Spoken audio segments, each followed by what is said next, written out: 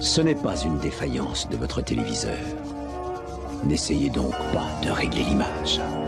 Nous maîtrisons à présent toute retransmission. Nous contrôlons les horizontales et les verticales. Nous pouvons vous noyer sous un millier de chaînes ou dilater une simple image jusqu'à lui donner la clarté du cristal et même au-delà. Nous pouvons modeler votre vision et lui fournir tout ce que votre imagination peut concevoir. Nous contrôlerons tout ce que vous allez voir et entendre.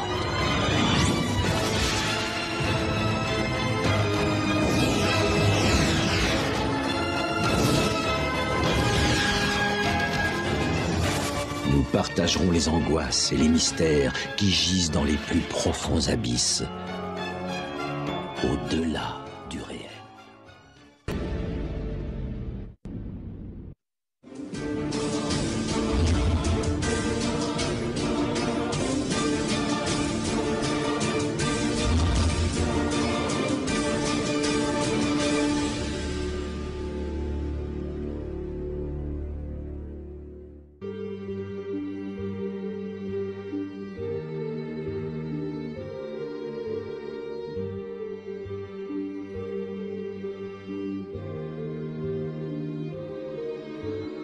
Mes salutations peuple de France. Nous sommes le collectif Anonymous. Democracy. Democracy. Democracy. Democracy. Democracy. Democracy. Democracy. Democracy. Democracy. Democracy. Democracy. La démocratie. La démocratie. Democracy. Démocratie ou démocratie. La démocratie. Democracy. Démocratie. Démocratie. Democratie.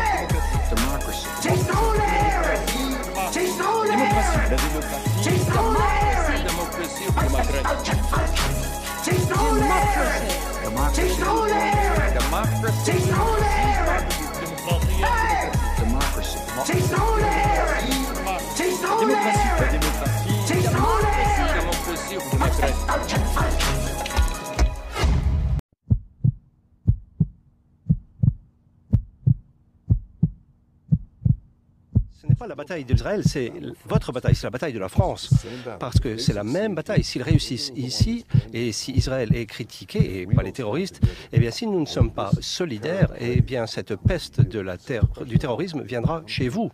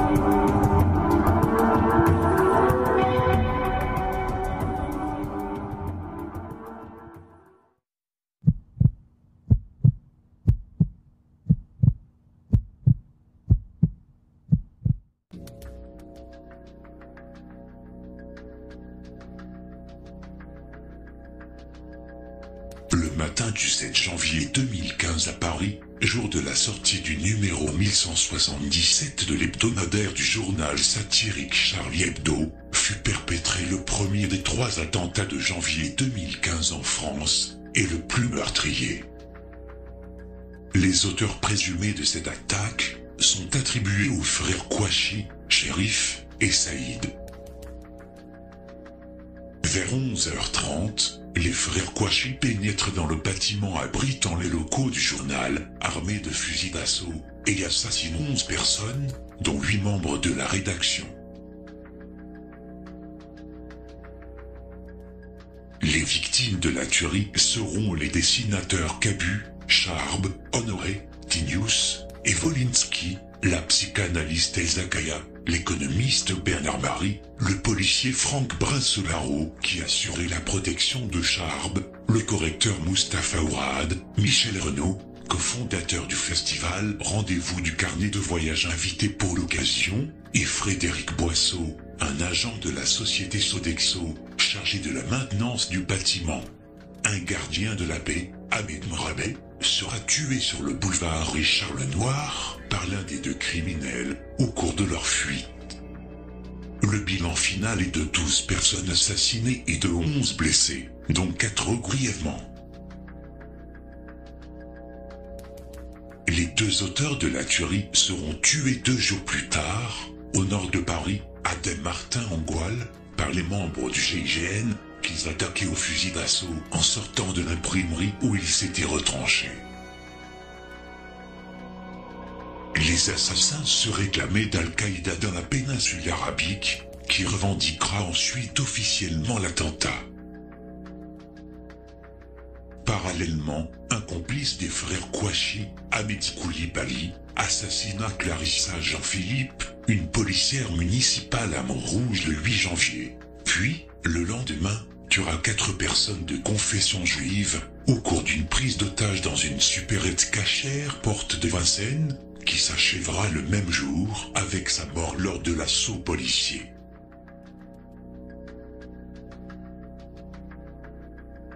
Le retentissement de ces événements est considérable, aussi bien en France qu'à l'étranger.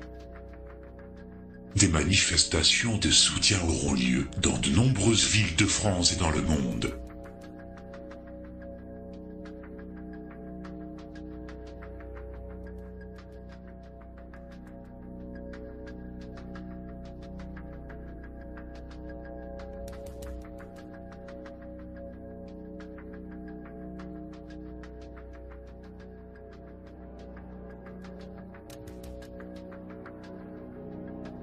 Quatre chefs d'État et de gouvernement participent à Paris à une marche républicaine le 11 janvier 2015 qui rassemblera plus d'1,5 million de personnes, tandis que sur 2 journées, plus de 4 millions de Français défilent sur tout le territoire.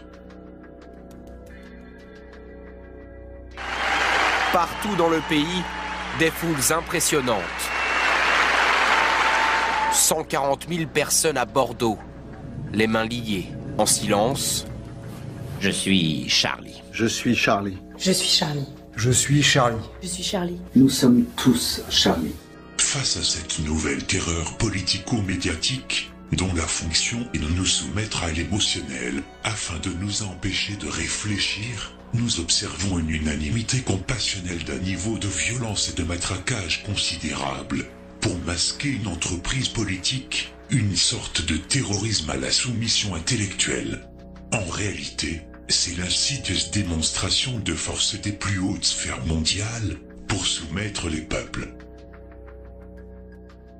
C'est justement ceux qui ne sont pas Charlie qu'il faut repérer. Ceux qui, dans certains établissements scolaires, ont refusé la minute de silence, ceux qui balancent sur les réseaux sociaux et ceux qui ne voient pas en quoi ce combat est leur. Eh bien, ce sont eux que nous devons repérer, traiter, intégrer ou réintégrer dans la communauté nationale. Et là, l'école et les politiques ont une lourde responsabilité. Le contre-coup fut bien évidemment la tentation de soumettre à l'acceptation d'une guerre contre la Russie de Poutine, en dépit des conséquences économiques, mais surtout la remise au pas de certaines velléibilités françaises sur la reconnaissance symbolique de la Palestine.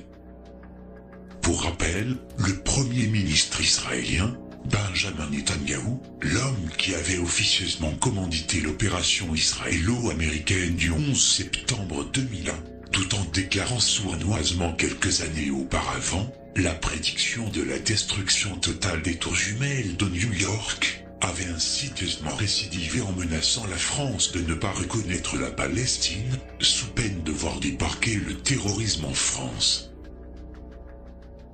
Ce n'est pas la bataille d'Israël, c'est votre bataille, c'est la bataille de la France. Parce que c'est la même bataille. S'ils réussissent ici, et si Israël est critiqué, et pas les terroristes, eh bien si nous ne sommes pas solidaires, eh bien cette peste du terrorisme viendra chez vous. C'est une question de temps, elle viendra en France. Vous le pensez? Vous pensez que ce conflit viendra en France? Mais c'est déjà le cas. Aussi étrange et absurde que cela puisse paraître, pourquoi cette peste du terrorisme dont il parle, ce terrorisme ennemi d'Israël qui plus est, voudrait venir faire des représailles contre un pays qui tend la main à un peuple opprimé par une nation que dirige cet homme, ce qui permettrait non seulement de calmer les esprits, mais d'affaiblir Israël.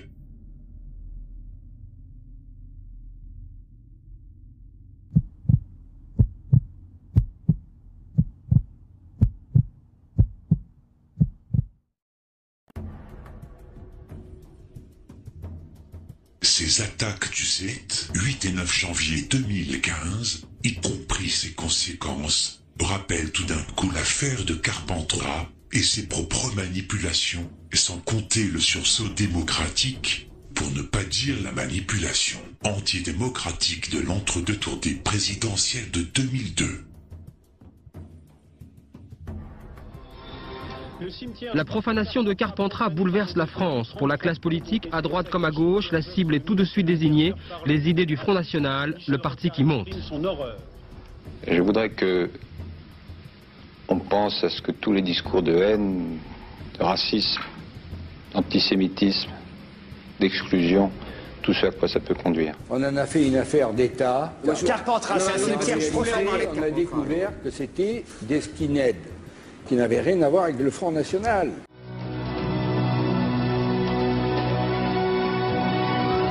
En tête, Jacques Chirac, 20% des voix. Énorme surprise, Jean-Marie Le Pen semble devoir être le second avec 17% des voix. C'est Mitterrand lui-même qui a imposé la grande manifestation publique, qui a imposé l'itinéraire classique de gauche, c'est-à-dire République, Bastille, Nation, pour bien mettre ce combat dans les combats de la gauche, et qui a ainsi manipuler tout le monde, tout ça pour empêcher évidemment une alliance entre la droite, Chirac pour parler vite, et le Front National évidemment. Jamais vu pour un 1er mai, en tout cas depuis plusieurs dizaines d'années. Énorme succès de la mobilisation contre le Front National, 1 300 000 personnes dans les rues en France.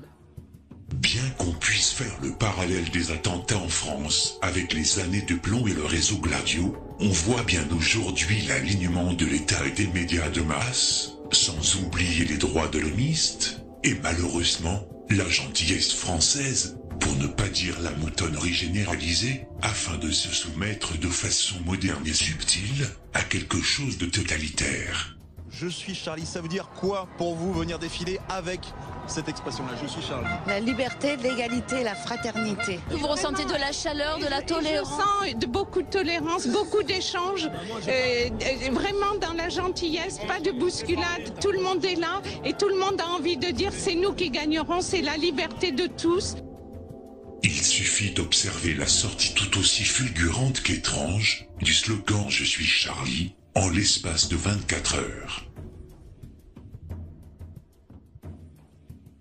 Un effet tellement immédiat et spectaculaire qu'on ne peut en aucun cas imaginer une simple spontanéité quelque part. Il fallait un encadrement politico-médiatique déjà en place pour propager une chose pareille. Mais il suffit aussi d'observer le slogan de la manifestation « Je suis Charlie, je suis flic, je suis juif ». Comme une association de 3 personnes qui exercent un pouvoir ou une influence, on voit bien le triumvirat de l'État policier, des médias corrompus et soumis à la propagande et du sionisme. Plus étrange encore, c'est l'incroyable rapidité de réaction des réseaux sionistes. Les médias, c'est l'autre versant de la conquête de Patrick Drahi. Au printemps 2014, alors qu'il se bat contre Bouygues dans le rachat d'SFR, l'homme d'affaires fait sa première incursion dans la presse et part à la rescousse de Libération. Le patron de Numéricable, qui reprend aujourd'hui l'Express, aurait aussi déposé une offre sur Radio Nova. Patrick Drahi lui a mis 10 à 20 millions d'euros sur la table pour reprendre l'Express. Christophe Barbier, le directeur, est bien parti pour rester aux commandes. Le même jour que l'attentat, les abribus de Paris étaient recouvertes d'une campagne publicitaire du lancement de la chaîne israélienne I24 News, financée par le juif Patrick Drahi, qui avait récemment racheté SFR, mais aussi l'Express de l'homme à l'écharpe rouge, Christophe Barbier. Drahi est un Français qui avait renoncé à cette nationalité pour avoir la nationalité israélienne, un sioniste de combat qui paie ses impôts en Suisse.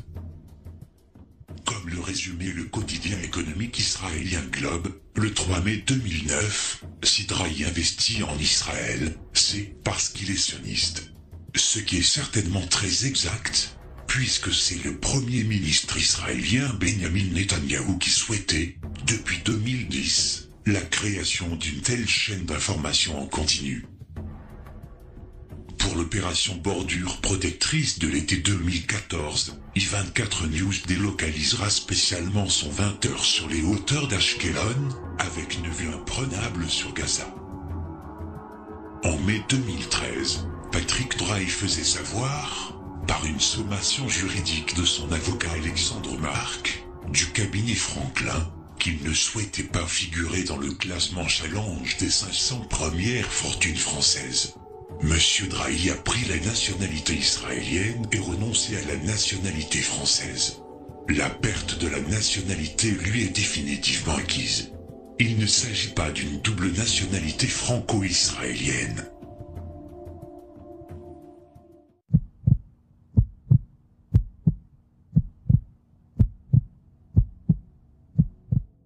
Pour chaque attentat, il y aura toujours des éléments très troublants qui viendront entacher toute version officielle telle qu'elle soit, ces mêmes éléments qui seront bien entendu soit passés sous silence, soit balayés par des explications fumeuses.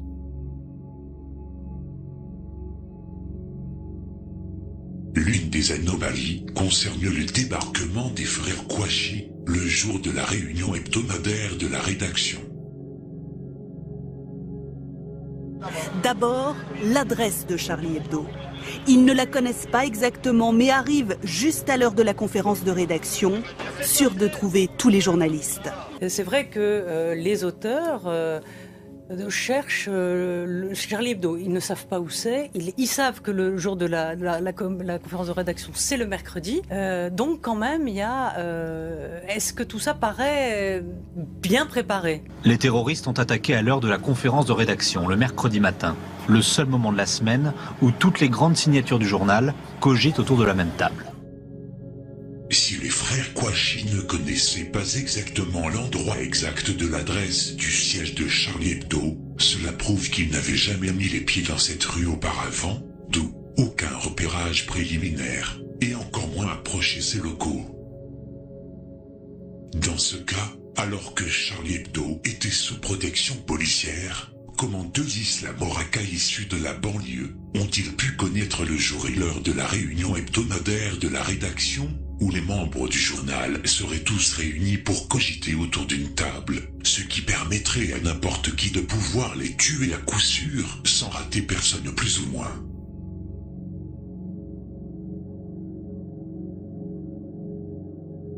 Sans cette information, ces deux frères n'auraient jamais pu agir.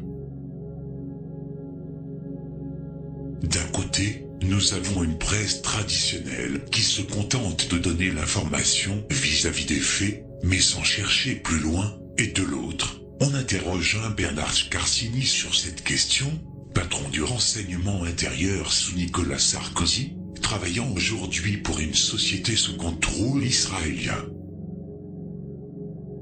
On est dans une chaîne opérationnelle qui laisse quand même quelques moments de surprise.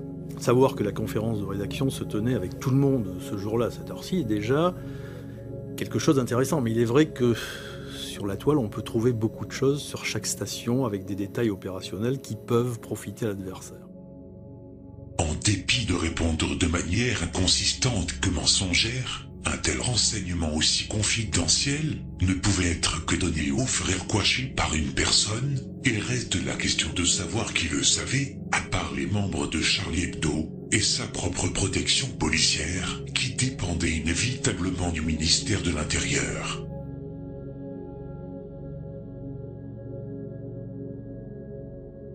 Répondre à cette interrogation nécessite en amont d'en formuler une autre.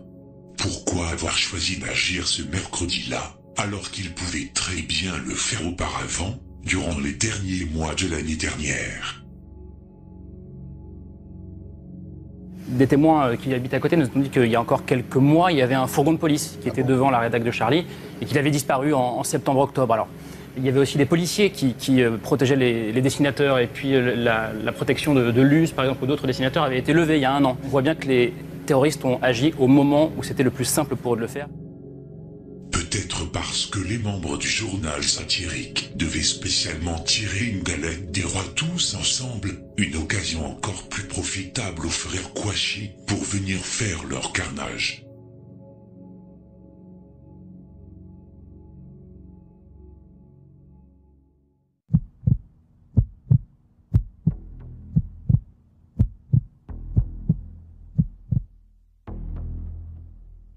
En mai 2013, Stéphane Charbonnier, alias Charb, directeur de publication de Charlie Hebdo et citoyen sous protection policière depuis le mystérieux incendie de novembre 2011, avait fait l'objet de nouvelles menaces imputées à Al-Qaïda au Yémen et relayées par une pseudo-revue islamiste dénommée Aspire.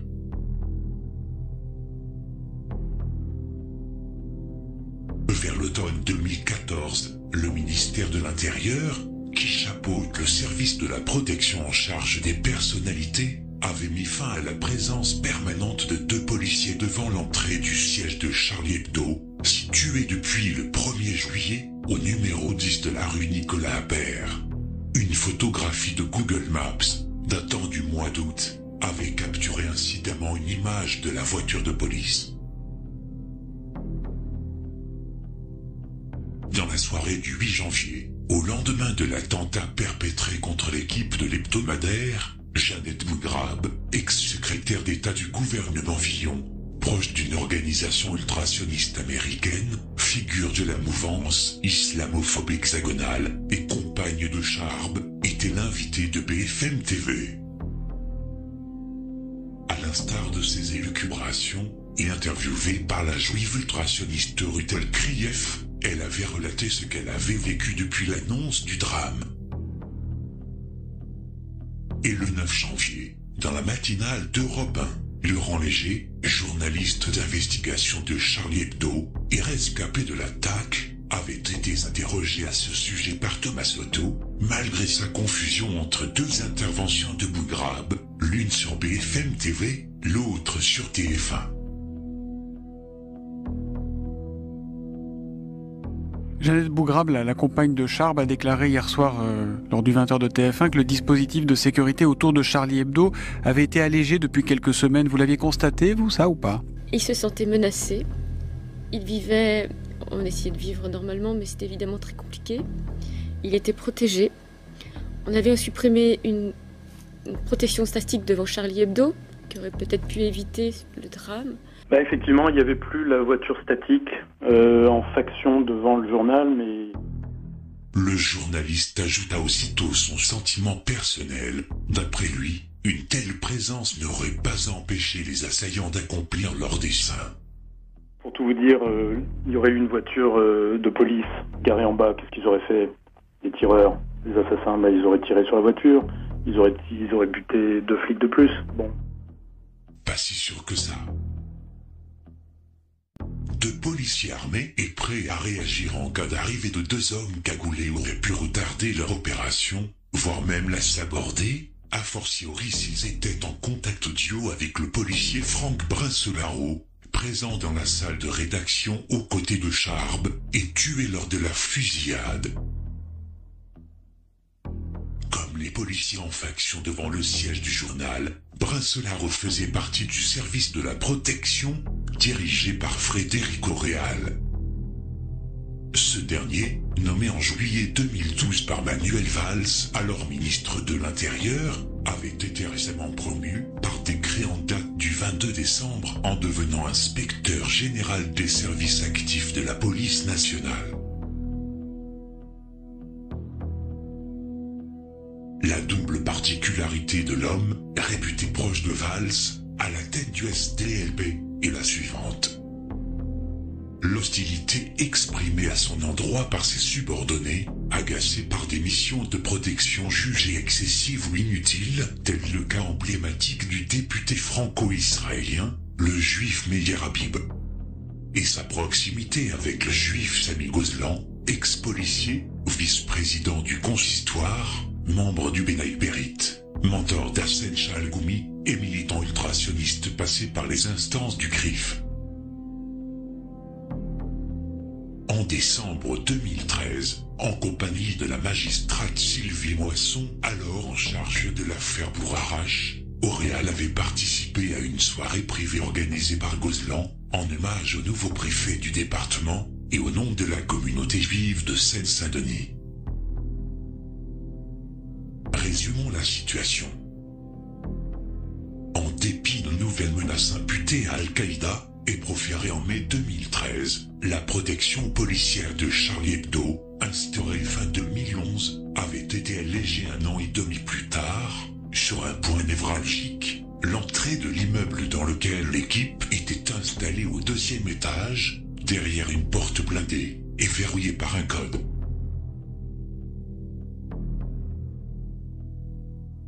Les responsables de cette décision ont conséquences tragiques dans les semaines qui ont suivi. Manuel Valls, le Premier ministre, Bernard Cazeneuve, ministre de l'Intérieur, et Frederico Real, le patron du SDLP. Restait à savoir si les médias traditionnels, désormais hypnotisés à l'unisson par la grave crise que traverse la France depuis 3 jours, interpelleront les 3 hommes concernés pour leur demander des comptes, ou continueront de réaliser le mauvais remake en cours de l'Union sacrée des Américains au lendemain de la mystification du 11 septembre. Jusqu'à aujourd'hui, c'est la seconde option qui fait opérer.